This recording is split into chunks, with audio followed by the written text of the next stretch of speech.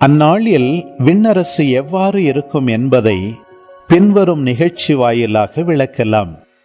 மணமகனை எதிர்கொள்ள மணமகளின் தோழியர் 10 பேர் தங்கள் விளக்குகளை எடுத்துக்கொண்டு புறப்பட்டு சென்றார்கள்.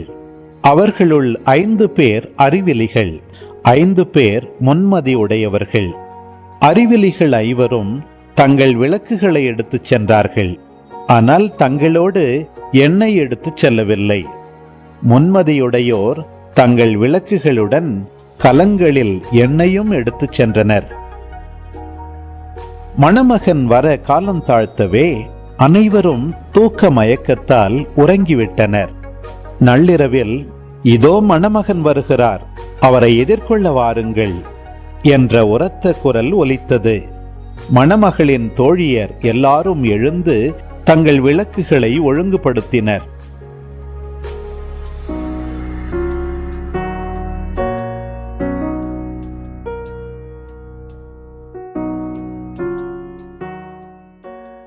அப்போது அறிவிலிகள் முன்மதியுடையோரை பார்த்து, எங்கள் விளக்குகள் அணைந்து கொண்டிருக்கின்றன, உங்கள் எண்ணெயில் எங்களுக்கும் கொடுங்கள் என்றார்கள்.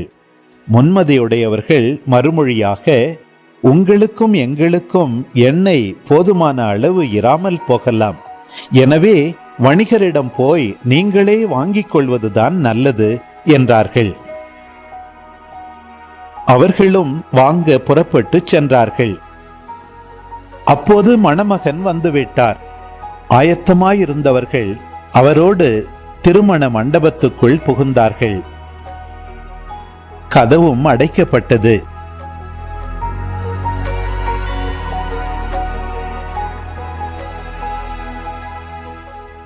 பிறகு மற்ற தோழிகளும் வந்து, ஐயா ஐயா, எங்களுக்கு கதவை திறந்துவிடும் என்றார்கள்.